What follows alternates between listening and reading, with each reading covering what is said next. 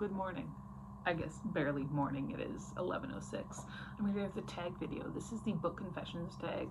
I saw this on Stuart Griffin's channel. It was originally created by someone, not sure who. Okay. I guess Becky, Books with Becky, Book Reviews with Becky is who created it. Now that I'm looking at closer at the description here, this is just a 10-question thing, but the last one is tagging other people, and I don't tend to do that. That might change soon if I start getting a little bit more current with my uploads, but as of right now, we're still at the probably not stage. So number one is, what is an unpopular book opinion / preference you have? I really like Nothing But Black and Teeth by Cassandra Clare. I guess there's one. When it comes to preferences, I don't know that I'm really all that unpopular with a lot of things. I suppose I do really like, I really enjoy used books, but I don't think that's super unpopular. It might have been a bit ago, but at this point I think that there's a really big community of people who really enjoy used books and all the joys that come with them. Number two, has your reading taste changed over the years? How? I think only in the case that I've gotten a little bit more open-minded about a lot of things. I grew up reading mostly just fantasy and horror, and that was really all I cared to read. But now I've been dipping my toes into, and then I lost fantasy for a while, and I came back to it. Dipped my toes in things like science fiction. I have never liked science fiction until very recently. Romance, again, not really my thing until very recently, and even then, like, there are a lot where I'm like, I don't know about that. But I think I've branched out quite a bit. My favorite genre is still horror. I mean, I don't think that's ever going to change, but at this point, I think I'm a lot more open to a lot of different genres that I was not at before. What genre do you read to get out of a book slump? I don't really believe in book slumps, but to get out of one, generally, if it's just something quick and easy. Like I said, I don't really believe in book slumps. I just read whatever, whenever, and I also kind of randomize my TBR, so it's very rare that I'm picking something specifically to get out of a slump. But I suppose if I were to do that, it would be some kind of really fun, like horror, or like maybe like one of those like teen books from like the 2000s that are just like goofy and weird. I don't know. What are some of your automatic buy authors? Stephen Graham Jones, Stephen King, Bret Easton Ellis. Lately, I've been seeing R.F. Kuang has been up there, Cassandra Clare. Who else?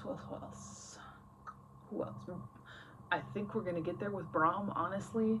Let me look over here and see.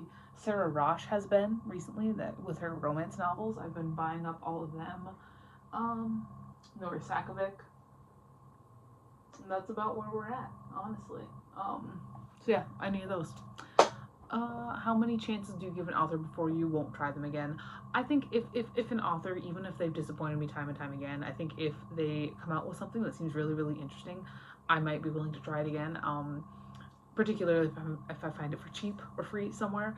I don't tend to box authors into, well, they suck, so I'm never going to read anything from them again. But also, I don't know that I've ever read an author that I hated so much that I was never going to read anything from them again. You know, I don't know. I don't really deal with that very much. Do you have anything you like to do / listen to while you read?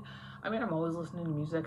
Like, that's just how it is. I'm not really a big audiobook listener. I had a bit of a phase this summer where I was listening to some audiobooks on walks, but I really just sit and read. And again, I do listen to music quite because I'm listening to music all the time. I'm either, if I'm at my computer, I'm listening to, Spotify with my headphones.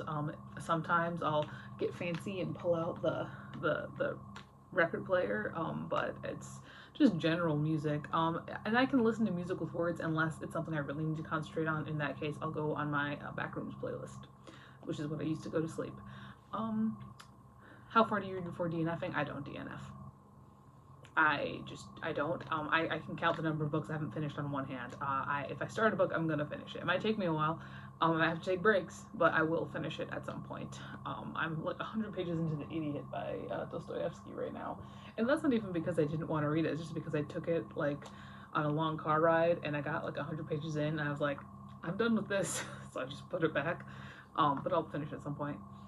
Do you ever find yourself making the same faces as characters in the book? Yes. This was something I actually did a lot when I was a kid. Was I would pick a character and that would be my character, and then I would mouth all of their dialogue.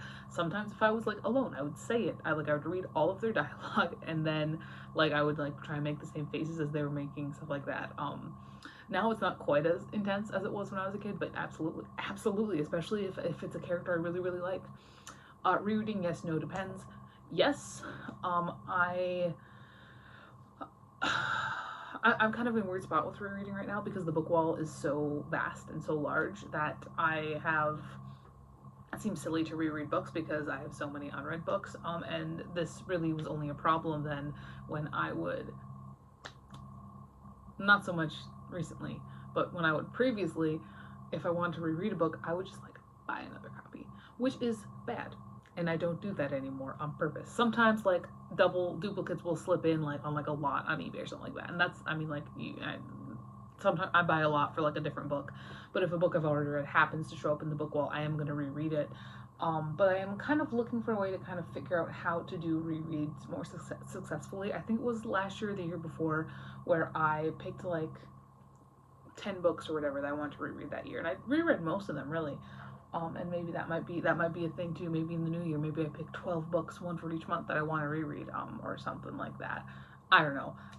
But I do enjoy a reread, and I think that it can really help with your comprehension of the novel, especially if it's a more complicated one. My favorite novel is Glamorama by Brady Snellis, and I think every time I've read it 3 times now. Every time I've read it, I've understood it a little bit deeper. So I think rereads can absolutely be useful, and even with it's like a fun book, sometimes it's just fun to reread a fun book. You know, like you know what's happening, you're just along for the ride. It's just a good time. And again, I don't tag anybody because I'm a bit. I don't even. It's just not quite not quite what we're doing here. Yeah, that's everything. I'll talk to you later, and goodbye.